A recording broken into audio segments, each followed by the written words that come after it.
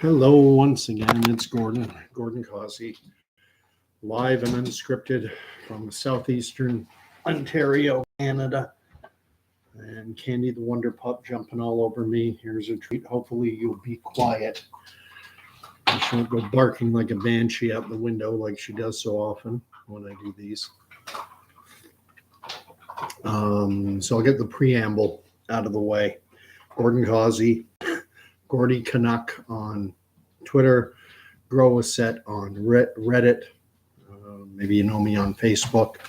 My miserable and pathetic little YouTube channel where I just share the thoughts that are rolling around in my tiny, imperfect little human brain.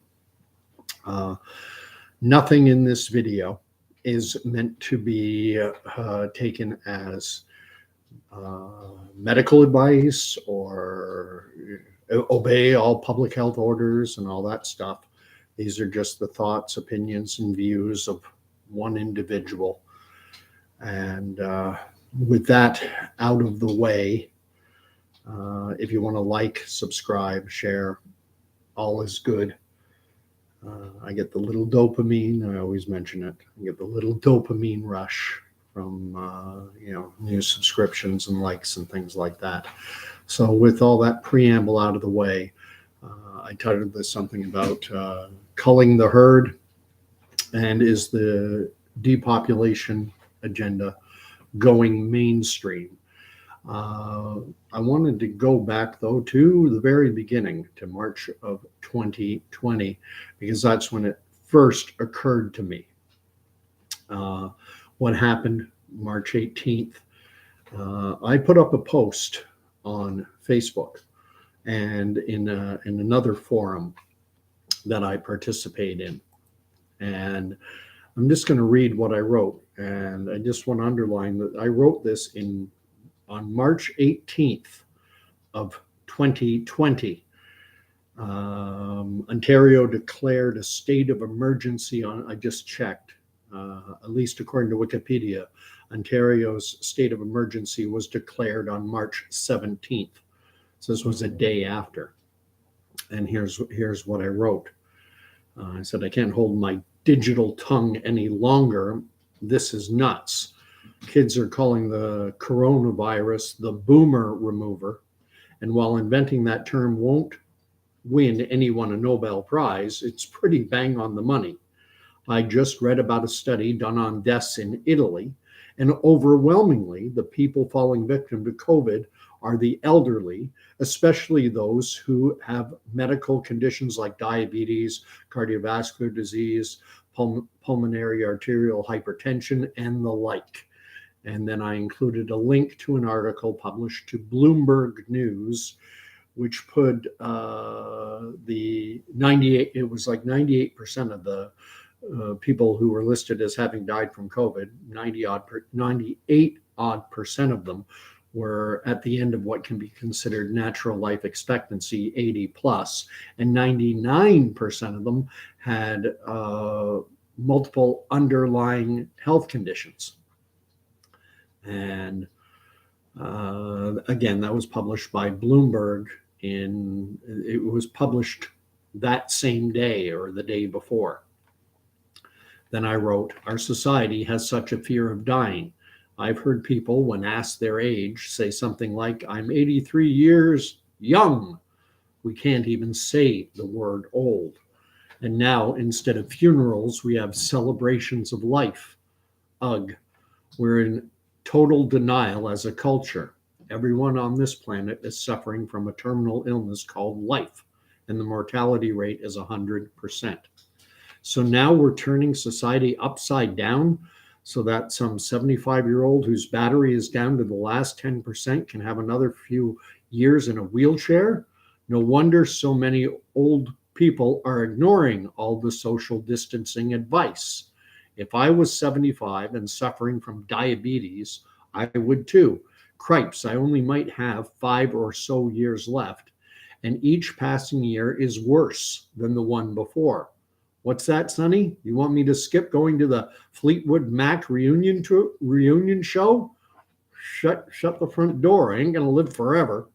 And then I included a link to a Rolling Stone article where the writer was talking about how he or she had so much difficulty in convincing his or her parents to isolate, and the killer virus is going to get you. Don't go. I think they were going to go to a reunion concert of some description, and the writer was explaining how they had to resort to emotional blackmail to get their boomer parents to take COVID seriously.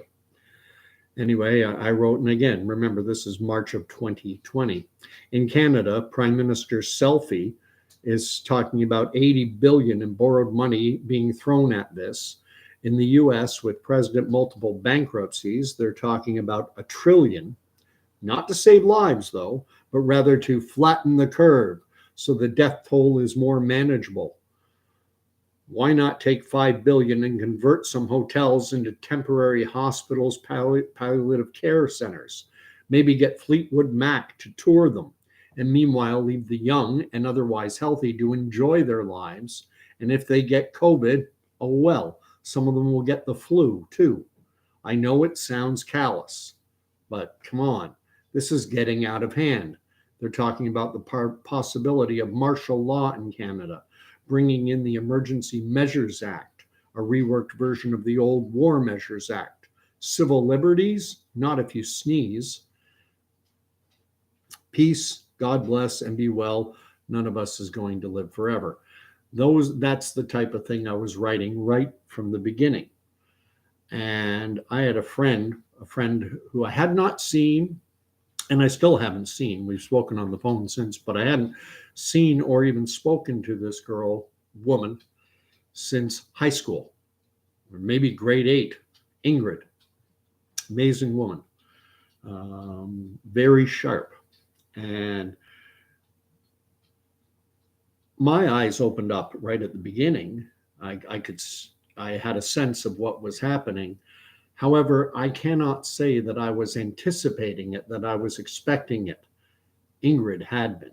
Ingrid had been on top of this stuff. She knew about the World Economic Forum. She knew about Deagle, DAGEL.com.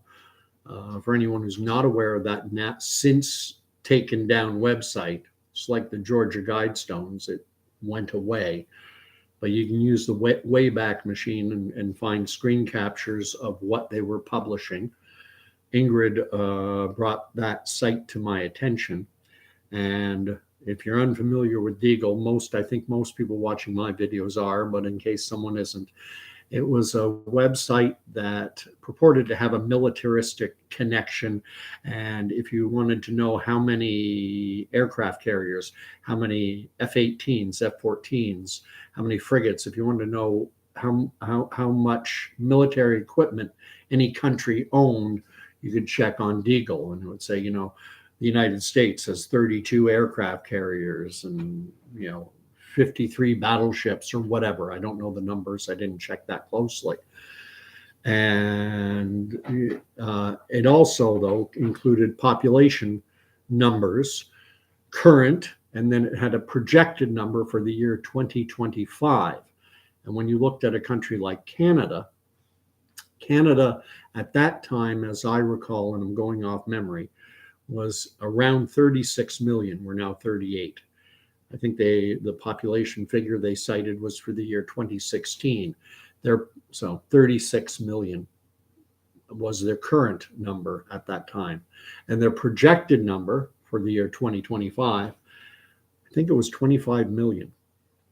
The United States, they had the United States somewhere around 325 million. And they had the U.S. projected population for 2025 coming in at I think like 150 million, like basically cut in half. And just about every Western developed nation saw similar significant substantial drop-offs. I remember checking China to see, and they had China staying just about even. China's at somewhere around 1.1 billion, and in 2025, they still had that country at around 1.1 billion. And again, that's 2015, 16 to 2025, which, we're in the year 2023 now, so it's just 2 years away. So having put that out there, I put that out there on my Facebook account. I share a lot of the thoughts that are in my mind. It's kind of a cathartic experience, just getting it out there, writing it, not physically writing it, but digitally writing it and putting it out there. And of course, I had all kinds of people jumping down my throat because they were scared to death. They were addicted to the nightly news and their panic porn, over dramatization, dun, dun, dun, dun, more terrifying news out of Bobcaygeon, Ontario, as the tsunami of death continues at the Pinecrest Nursing Home, with 5 more fit people falling victim to the deadly coronavirus. Oh my God! Got terrified. And so a guy like me coming along and saying, "Oh, give me a break. It's the flu," pushed them over the edge. But I was amazed. There was a woman I lived directly across the street from. And when it first started, she said, "Do you think it's depopulation?" And so it occurred to me, hey, I'm not the only one thinking this. I might be one of the few who's bold enough. It's part of my personality.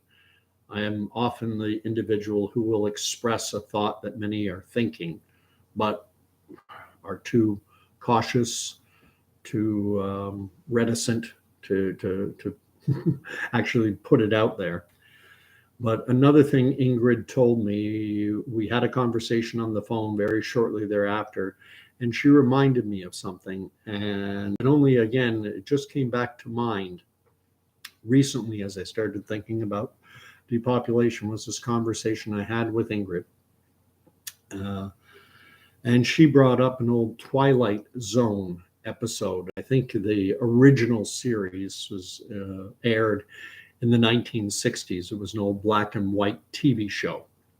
And while I am old, I'm not that old. I wasn't watching Twilight Zone when it came out originally, but I saw the reruns and I saw this one. And what happened was the Earth was visited by species from outer space. Aliens landed in their UFO, and they were called Caminids or something. They were 8-9 feet tall. They communicated through telepathic communication. They didn't move their mouths. They would just listen, and you can watch it if you want. If you type it into YouTube, you just have to type "to serve man" Twilight Zone.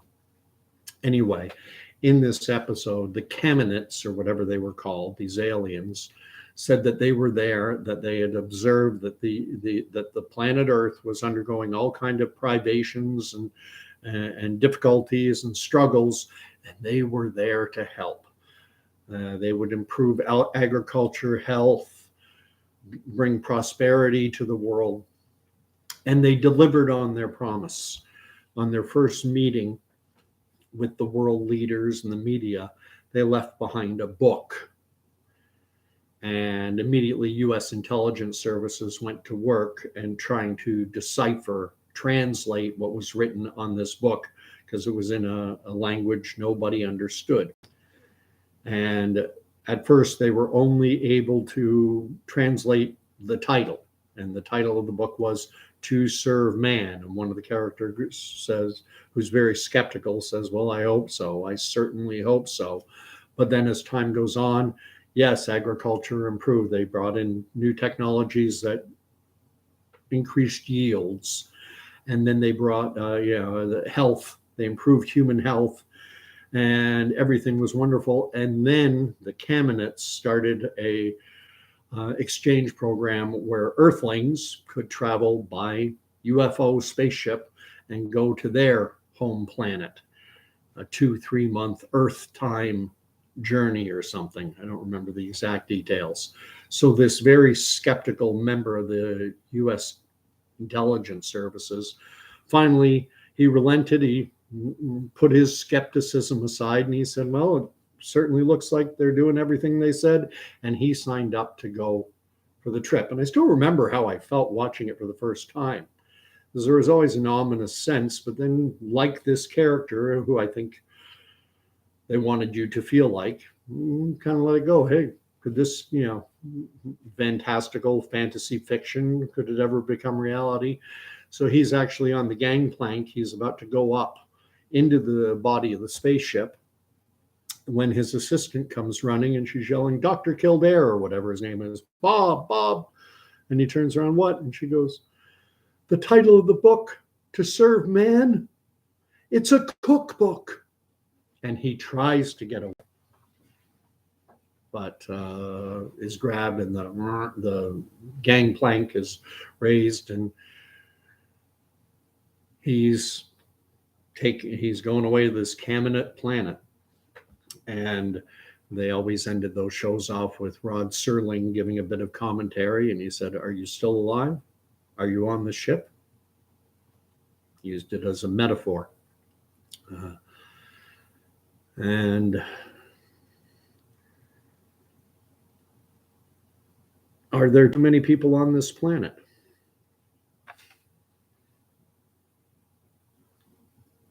That is there.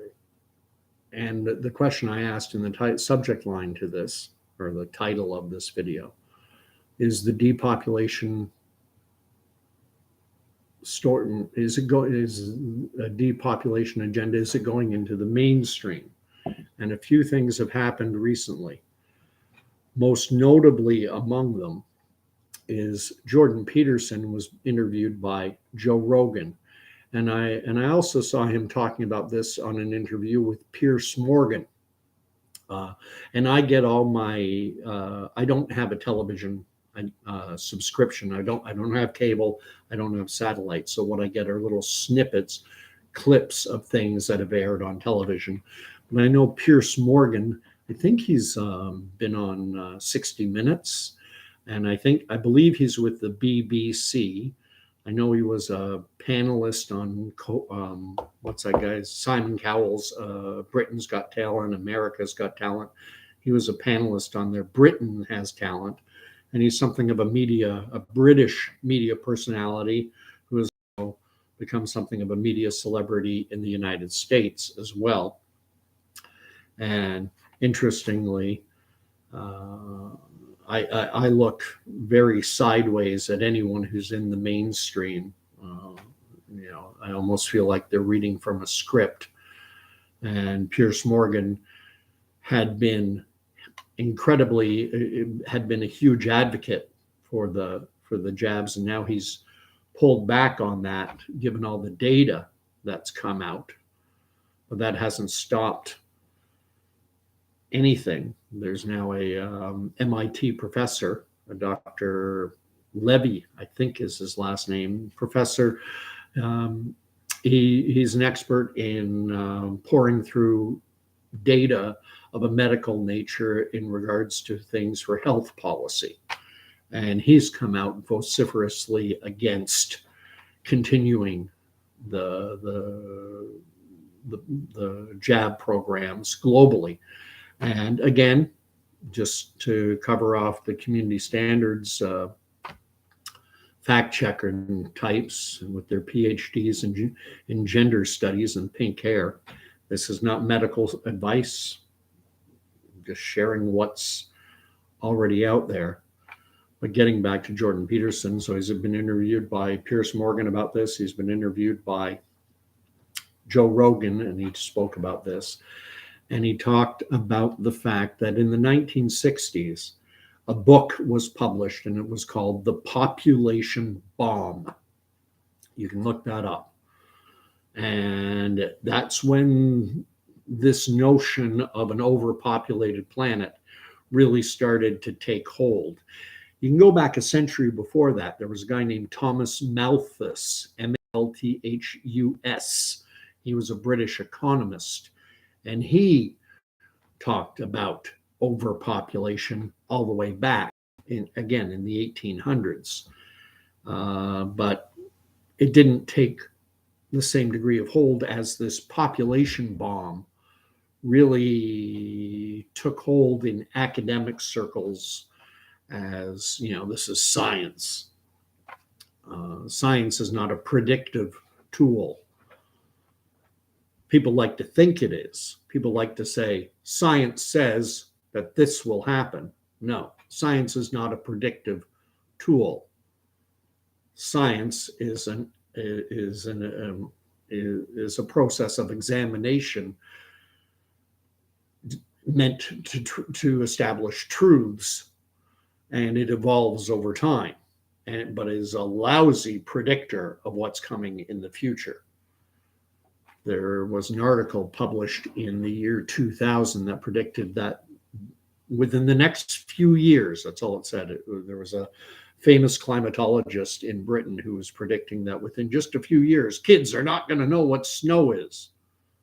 Meanwhile, if you're paying attention to the news out of Texas, there are kids in Texas tobogganing and people shoveling out their driveways in states like Louisiana and Texas and Tennessee and the like. Kids are not going to know what snow is, but that's what one individual said that science was predicting. Science didn't predict anything. This individual misread the data, misunderstood, and should have realized that science is not a predictive tool. Anyway, what was Jordan Peterson talking about? He was making the point that this narrative that we have an overpopulated planet is incredibly popular with the individuals at the World Economic Forum, at the World Health Organization, at various and governing world bodies that are kind of setting the course. And while they're not stating, well, we need to depopulate the planet, if they hold this as a core belief, it only makes sense that their actions and their programs would move us in a direction that would depopulate. And I've shared before, if you check out, type in something to Google or DuckDuckGo or whatever, something along the lines of how many people can the planet sustain? And what you'll find out is that there are all kind of, predictive studies that have been done that have projected that the Earth over the long term can only sustain a population of 2 billion people, give or take. There's one out of the University of Texas that I actually went through, and it put it at 1.9. And they hold that the reason we were able to the reason that we're able to have 8 billion plus now is because the Earth had, past tense of the verb, had enormous resources that we've been tapping into, and that now those resources, that reserve, has been pretty much depleted. It's basically gone, and that unless one of two things has to happen, either we have to drastically reduce our carbon footprints and all this other stuff and our rates of consumption. We either have to do that or we have to depopulate. It's one of the two. Because they say at a standard of living that people are living on average on the world right now, that we can only sustain 1.9. That's their predictive, what I refer to as bogus science, is telling them. Science said that by the year 2000, that that demand for oil would exceed supply. It was called peak oil theory. And as we've all seen, it was science as a predictive tool it doesn't work. When I was growing up in the 1970s, sometime around 75, 76, the climate experts of that day were predicting that we were heading into another ice age. And I remember I was just a kid. I was in grade 4, 5, 6. I bought into this. Well, they're scientists. These people know. They've gone to university to study this. They have predictive modeling that'll tell you what's going to happen in the future. What I know, I was 7, 8, 9, 10, 11 years of age. much more susceptible to drama and panic porn television programming than I am now. I notice I've got a couple people watching. If anyone wants to chime in, I love engagement. The last few ones I've done, it's been a while since I've had some conversation going. Just any thoughts, or tell me where you're from, or whatever. But at any rate, so that's one aspect, is Jordan Peterson has been, and I know Jordan Peterson, for some, they view him as a controversial figure. You don't have to agree with everything or anything that he says, but he touches the mainstream. He has been on Bill Maher's show in the United States. Bill Maher has a television show, and he's been a guest on that show at least once, and probably more. He's been all over Australian TV on their popular mainstream channels. It seems only in Canada, where he's, his home country, is where he's considered most controversial. He's been interviewed by Piers Morgan on BBC broadcasts.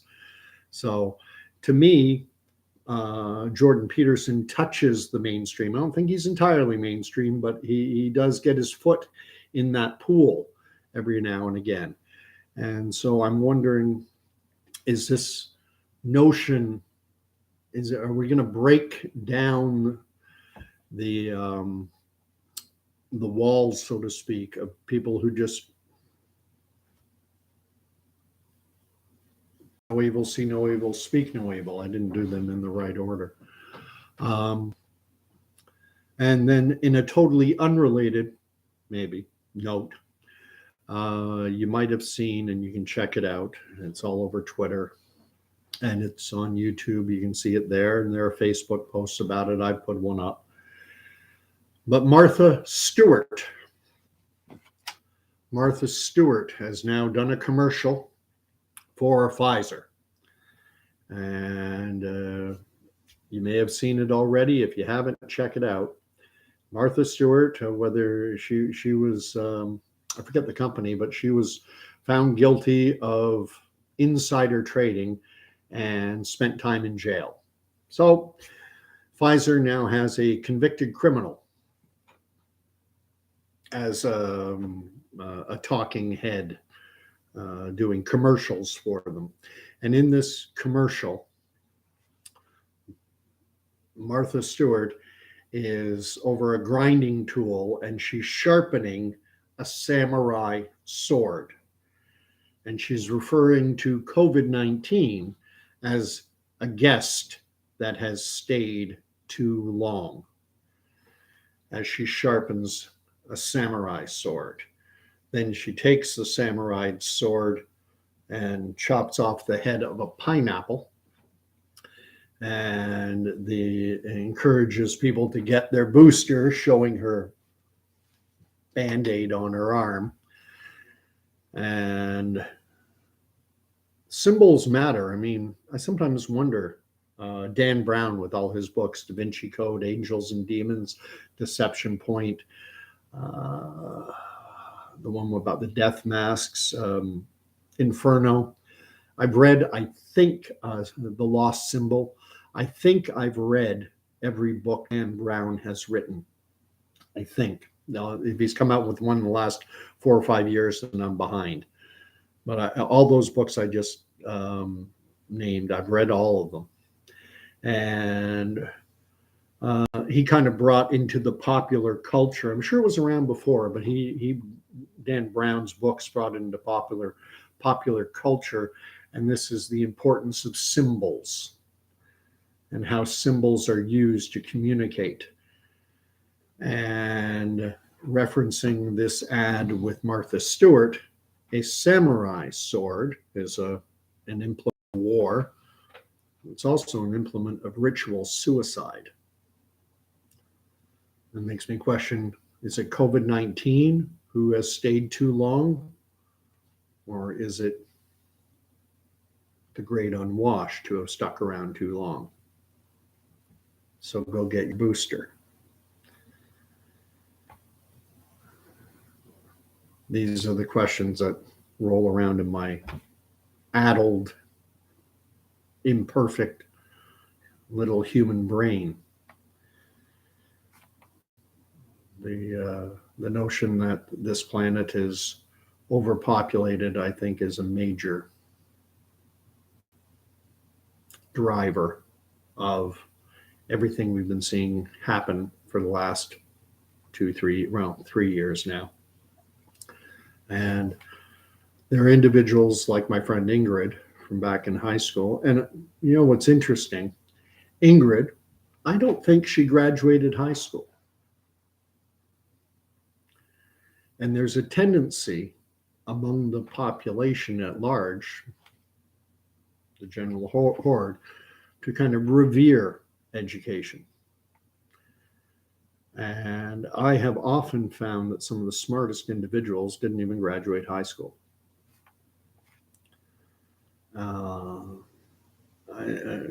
I wouldn't be the first to suggest, speaking as someone who, graduated from high school and went on to university, there's a tendency to revere those who get their master's level and PhDs, or even simple bachelor's degrees. Oh, is university educated?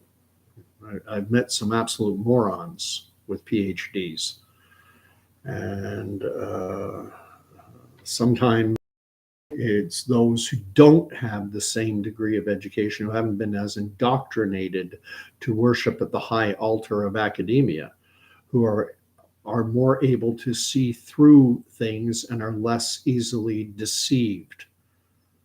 I think the higher the level, the higher you go up on that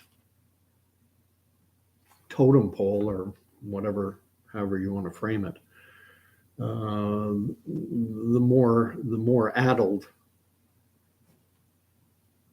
the more obtuse you become, and less able to see things clearly because you overthink things.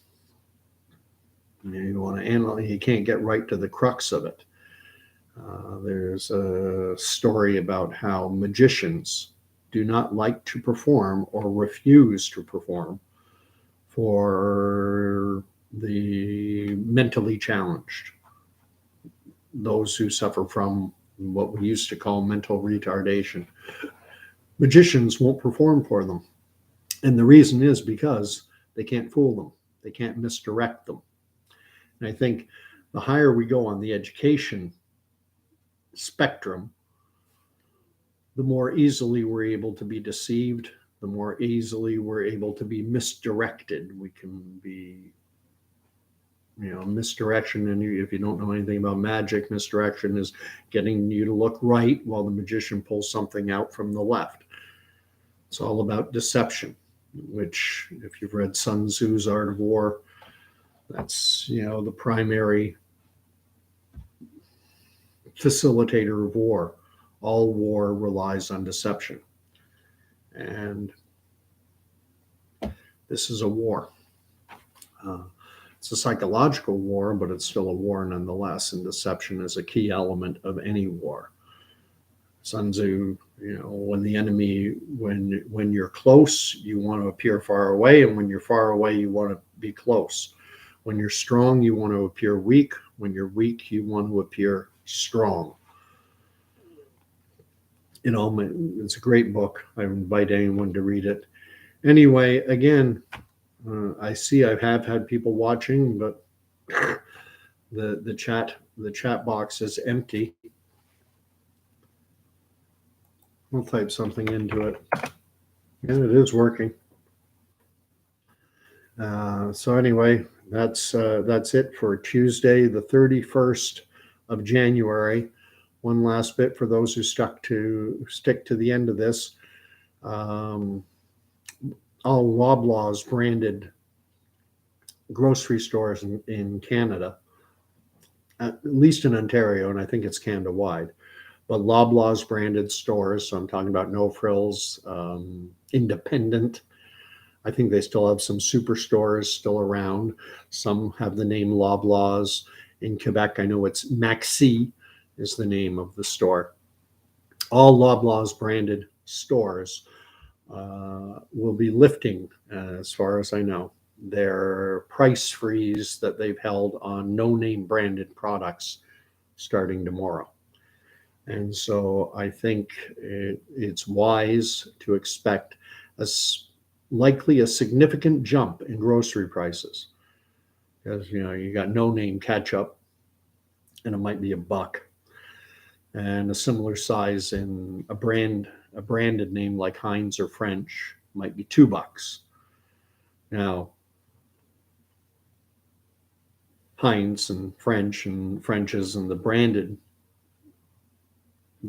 names of ketchup, they can't raise their prices too high, because if the price differential between the no name brand and the name brand gets too high, people will switch. Like if it's $5 for branded ketchup and $1 for no name, people will say, well, I like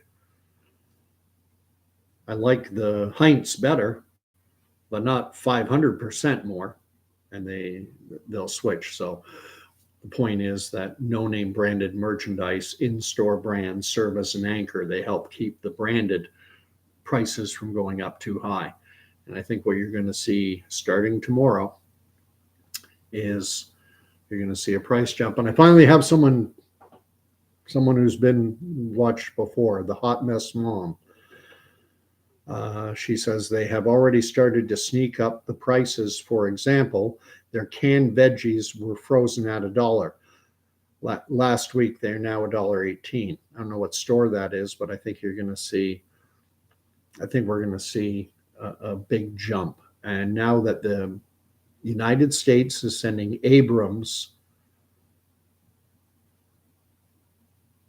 okay, is that at the No Frills or at the Sobeys?